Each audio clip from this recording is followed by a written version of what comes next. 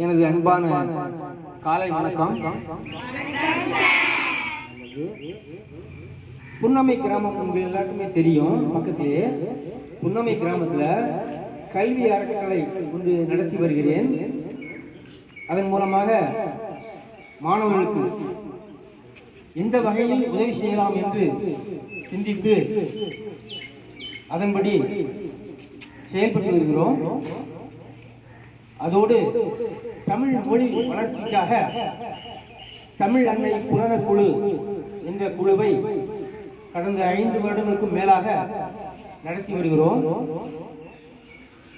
பள்ளி மாணவர்கள் தங்களுடைய திறமைகளை வளர்த்துக் கொள்ள வேண்டும், வாழ்க்கையில் அவர்கள் முன்னுக்கு வர வேண்டும் என்பதற்காக இப்பொழுது அழகாக பிழையின்றி எழுதக்கூடிய மாணவர்களுக்கு 3 பரிசுகள் யார் வழங்க போறாங்க தெரியுமா?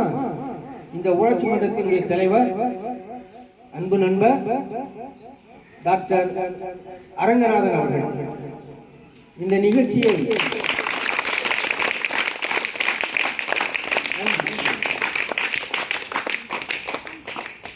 ஒருமைக்கண் தான் கற்ற கல்வி ஒருவருக்கு எளிமையும் ஏமா புடைத்து என்பது குறள்.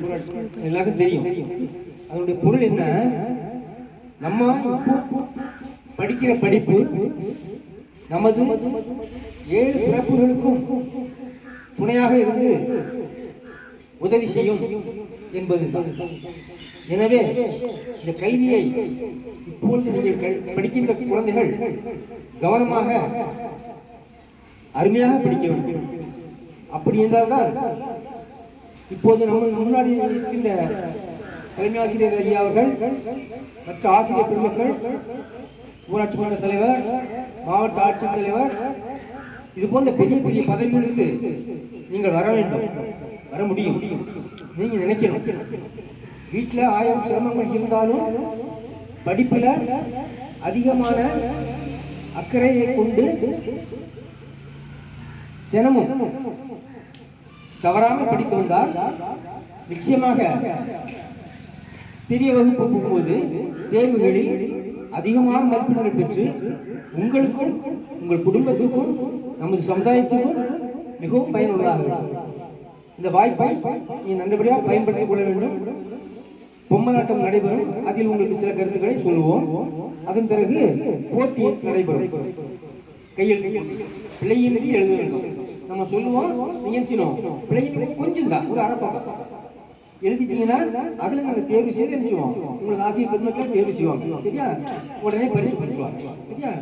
நல்லது. வாழ்த்து. நன்றி.